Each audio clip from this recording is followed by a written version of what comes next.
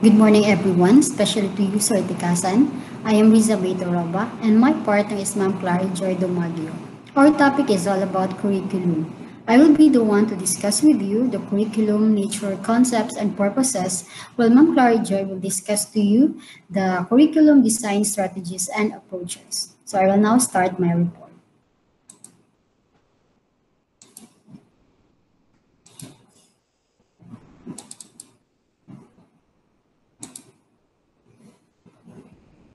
Curriculum concepts, nature, and purposes.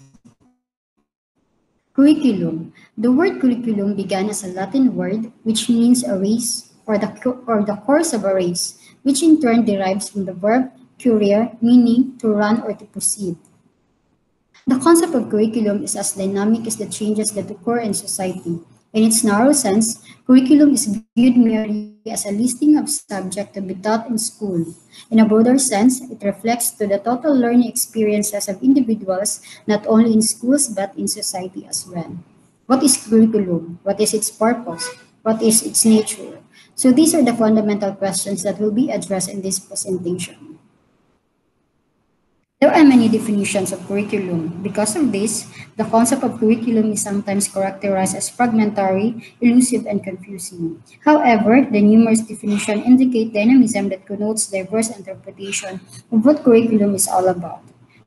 These are influenced by modes of thoughts, pedagogies, political as well as cultural experiences. Let us study some of these definitions. Traditional points of view of curriculum. In the early years of 20th century, the traditional concepts held of the curriculum is that it is a body of subjects or subject matter prepared by the teachers for the students to learn. It was synonymous to the course of study and syllabus.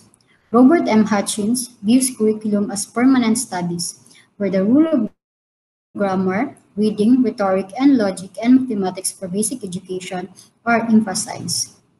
Arthur Bestor believed that the mission of the school should be intellectual training, hence curriculum should focus on the fundamental intellectual disciplines of grammar, literature, and writing. It should also include mathematics, science, history, and foreign language.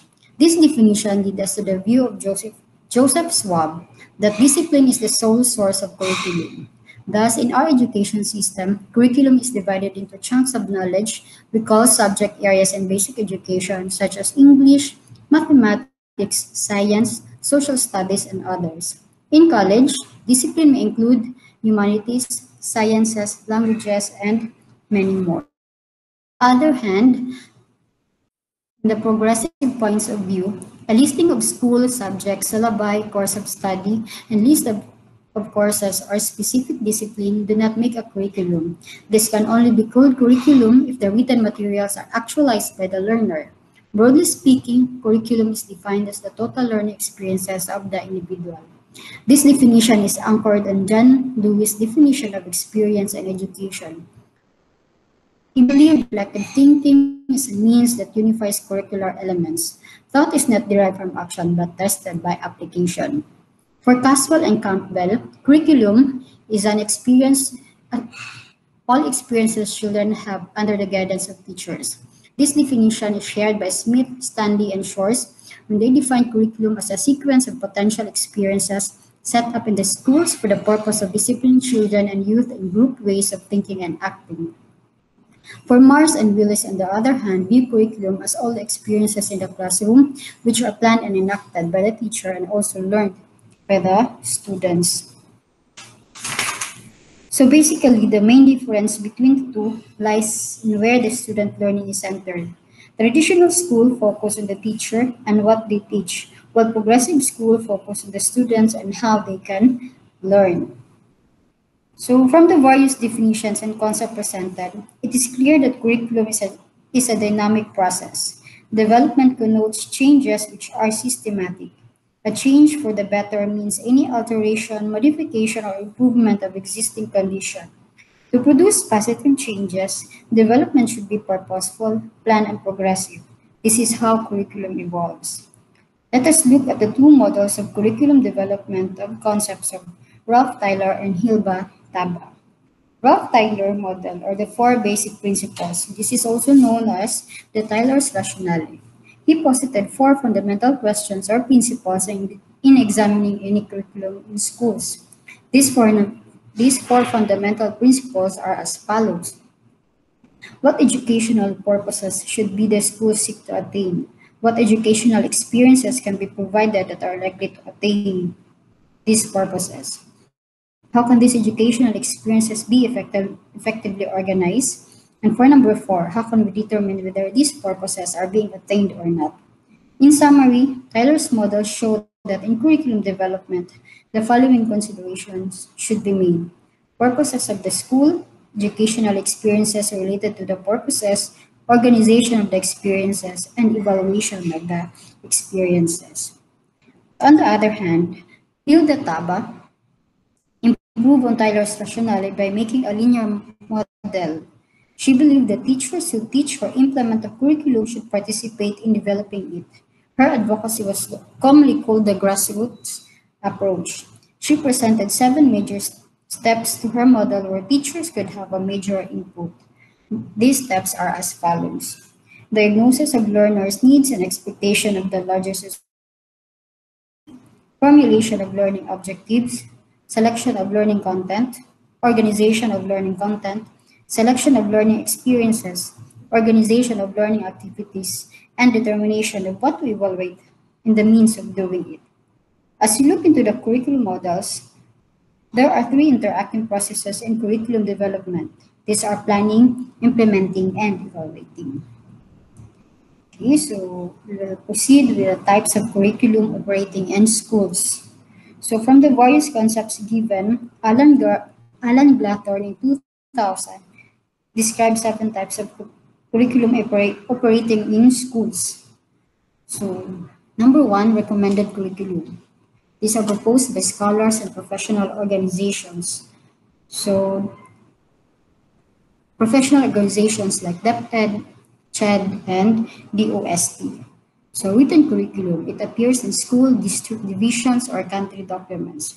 So this includes documents, course of study, or syllabi handed down to the school's division, district, departments, or colleges for implementation. The taught curriculum, what teachers implement or deliver in the classroom and schools. So these are varied activities that are implemented in order to arrive at the objectives or purposes of the written curriculum. For number four, the supported curriculum. These are resources, textbook, computers, audiovisual materials, which supports and help in the implementation of the curriculum. Assess curriculum, that which is tested and evaluated. This refers to a tested or evaluated curriculum. At the duration and end of the teaching episodes, series of evaluation are being done by the teachers to determine the extent of teaching or to tell if the students are progressing. We also have the learned curriculum, what the students actually learn and what is measured. This refers to the learning outcomes achieved by the students. For number seven, the hidden curriculum or the unintended curriculum. There are lots of hidden curricula that inspire in the schools. Peer influence, school environment, physical condition, teacher-learner interaction. Mode of the teacher and many factors make up the hidden curriculum. To sum it up, curriculum is not only about a course or a simple listing of subjects, but it is the total experience of students as indicated by the seven types of curriculum. So those are the types of curriculum in the school. So we will now move on to the major foundations of curriculum. Let us now look into the major foundations of curriculum. Debates continue on what curriculum is and its basic foundation. The commonly accepted foundation include philosophical, historical, psychological, and social. Let us examine briefly how each knowledge area provides the foundation to curriculum. So the philosophical foundations of curriculum. Philosophy provides educators, teachers, and curriculum makers with framework for planning, implementing, and evaluating curriculum in schools. It helps in answering what schools are for, what subjects are important, how students should learn, and what materials and methods should be used. In decision making, philosophy provides the starting point will be used for the succeeding decision making. There are four educational philosophies: coordinated in Hankins in 2004. So we have here the four educational and the aim of the education of these four educational philosophies. For number one, perennialism, to educate the rational person, to cultivate the intellect. Essentialism, to promote the intellect growth of the individual. Progressivism, to promote democratic and social living. And for reconstructionism, to improve and reconstruct society, education for change. We also have the role of education. For the role of education, perennialism believes that teachers help students think with reason. For essentialism, the teacher is the sole authority in his or her subject area or field of specialization. For progressivism, knowledge leads to growth and development of lifelong learners who actively learn by doing. And for number four, reconstructionism, teachers act as agent of change and reform in various educational projects, including research. For the focus in the curriculum, perennialism focuses on the classical subjects. Literary analysis and curriculum is constant. For essentialism, essential skills of the 3 Rs and essential subjects of English, science, history, math, and foreign languages. For progressivism, subjects are interdisciplinary, integrative, and interactive. Curriculum is focused on student needs, human problems, and affairs. For constructionism, it focuses on the present and future trends and issues of national and international interest. Okay, so you can see that educational philosophy lays the strong foundation of any curriculum. A curriculum planner or specialist, a curriculum implementer or the teacher, school administrator or curriculum evaluator, whether school-based or externally based, anchor his or her decision-making process in a sound philosophy. Now we will move on to historical foundations of curriculum. Curriculum theorists and how they view curriculum from a historical perspective. Why it is important to know the historical foundations of curriculum? Because curriculum is not an old field. Majority of the scholars would place its beginning in 1918 with the publication of Franklin Babbitt's book, The Curriculum. Here we present several curriculum theorists and how they view curriculum from a historical perspective. They are presented chronologically from the time of Babbitt in the year 1676 to 1956 to Ralph Tyler in 1902 to 1994. Okay. So Franklin Babbitt in 1876 to 1956, he presented curriculum as a science that emphasized on students' need. Curriculum prepares students for adult life. To Babbitt, objectives with corresponding activities should be grouped and sequenced. This can only be done if instructional objectives are clarified. Where Charters, to him, curriculum is a science. It gives emphasis on student needs. The listing of objectives and matching these with corresponding activities ensures that the content or subject matter is related to objectives. The subject matter and the activities are planned by the teachers. In the year 1871 to 1965, William Kilpatrick, for him, a curricula are purposeful activities which are child-centered. The purpose of curriculum is child development and growth. He introduced the project method where teacher and student planned activities. For Harold Rugg in 1886 to 1960, curriculum should develop the whole child. It is child-centered and should produce outcomes. He also emphasized social studies and the teacher plans curriculum in advance. Hollis Caswell, in the year 1901 to 1989, sees curriculum as organized around social functions of themes, organized knowledge, and learners' interest. He believes that curriculum is a set of experiences. Subject matter is developed around social functions and learners' interest. For Ralph Tyler in the year 1902 to 1994, he believes that curriculum is a science and an extension of school philosophy. It is based on student needs and interest. To him, curriculum is always related to instruction. Subject matter is organized in terms of knowledge, skills, and values. The process emphasizes problem solving. The curriculum aims to educate generalists and not specialists. So the historical development shows the different changes in purposes, principles, and content of the curriculum. We'll discuss the psychological foundations of curriculum. Psychology provides a basis for the teaching and learning processes. So these are the theories of learning that influence the psychological foundations of curriculum. Number one, the behaviorist psychology, Mechanism by Edward Thorndike, which influenced Tyler and Taba, the well-known curricularists. Classical conditioning by Ivan Pavlov, operant conditioning by B.F. Skinner, modeling and observation theory by Bandura, hierarchical learning by Robert Gunn. We have the cognitive psychology. So we have the cognitive development stages by Jean Piaget, social constructivism by Lev Vygotsky, multiple intelligence by Howard Gardner, learning styles by Felder and Silverman, emotional intelligence by Daniel Goleman. For humanist psychologists are considered with how learners can develop their human potential. We have the Gestalt theory of human needs for self-actualizing persons by Maslow and by Carl Rogers' non-directive lives. Okay, so the last foundation of education is the social foundation of education. So school exists within the social context. In considering the social foundation of curriculum, we must recognize that schools are the only one of the many institutions that educate society. The home, the family, community likewise educate the people and the society.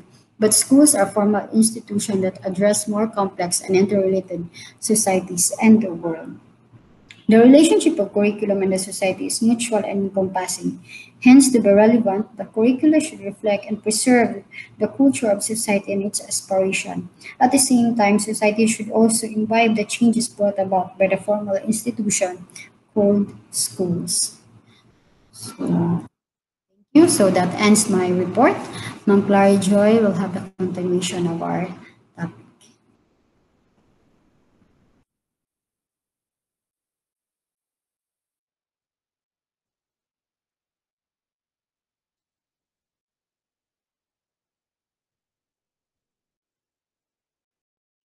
This time, we will going to discuss the curriculum designs, strategies, and approaches.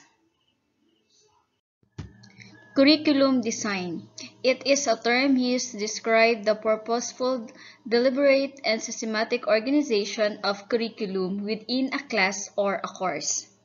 In other words, it is a way for a teachers to plan the instruction.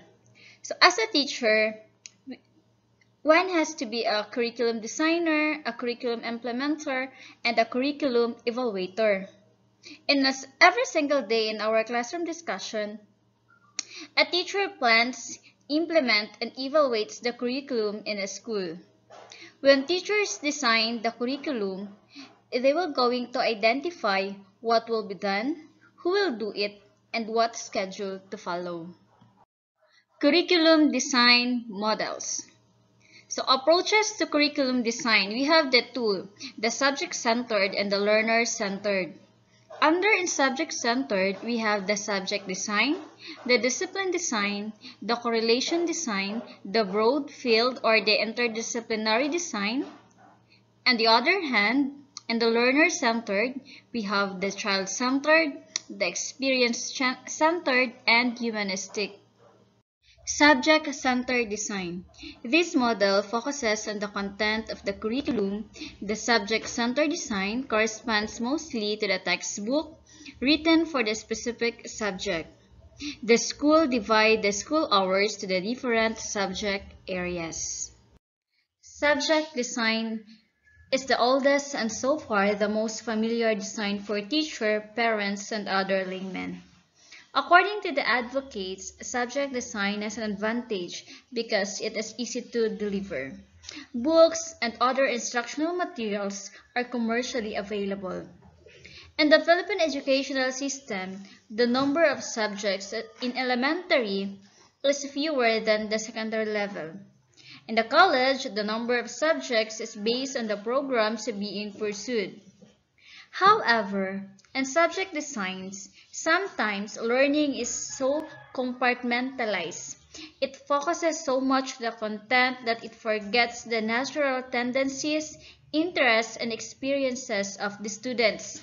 The teacher gives us so much content and information according to the subject.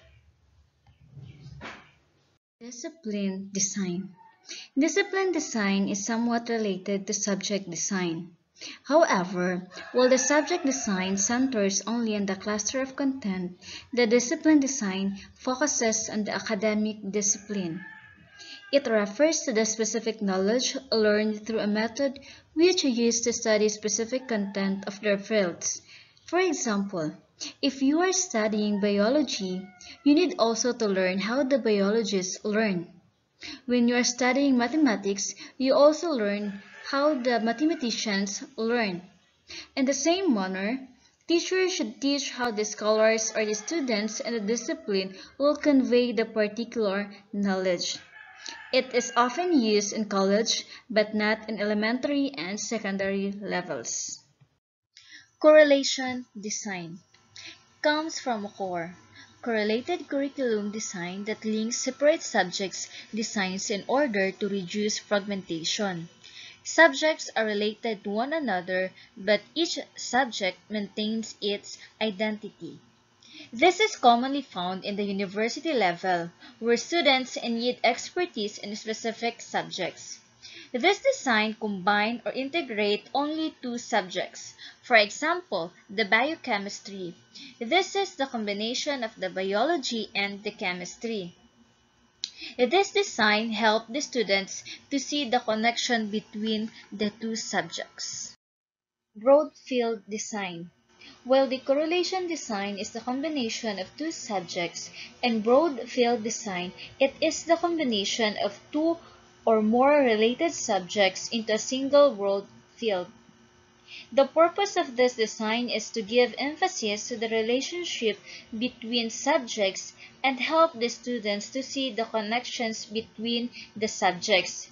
It is also made to prevent compartmentalization of subjects and integrate the contents that are related to each other.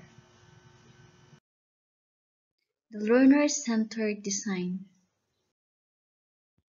Child-centered design. It is anchored in the needs and interests of the child. The learner is not considered as passive individual, but as one who engages with his or her environment. One's learning by doing. Learners actively create, construct meanings, and understanding. In this child-centered design, the teachers provides opportunities for the students to learn independently and from one another. The students participate more actively in the discussion and they take responsibility of what they learn. With this, students gain an understanding of their own learning styles. Experience-centered design. Child remains to be the focus. The interests and the needs of the learners cannot be pre-planned. Experiences are the starting point of the curriculum. Learners are made to choose from the various activities. As a teachers, we should provide the equal opportunities or activities to the students that could help them develop through experiences. In a classroom setting, the students have a different interests, or should we say that as we provide activities, we will consider the multiple intelligences for the student to discover their own learning style through learning experiences. Humanistic design. Development of self is the ultimate goal of this design. Positive self-concept and interpersonal skills. Integration of thinking, feeling, and doing. This curriculum focuses on the development and realization of the learners or the students as a complete entity. According to experts, that if education succeeds in the development of the needs, interests, and aptitudes of individual, the students will willingly cooperate with others rather than conflicting ones. This curriculum believes that education is good for a person is also best for the well-being of the nation. The expectation of this curriculum is a healthier attitude towards self, peers, and learning. Let's proceed to problem-centered design. Problem-centered design. It draws on the social problems, needs, interests, and abilities of the learners. Various problems are given emphasis. In this curriculum, the subject boundaries and must be based on the needs, concerns, and abilities of the students.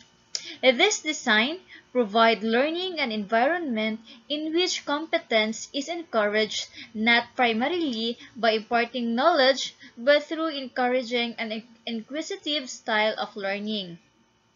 It helps develop the critical and creative thinking skills of the students. At the same time, problem finding and problem solving skills. This curriculum design exposed the students to real-life issues which help them develop skills that are transferable to the real world.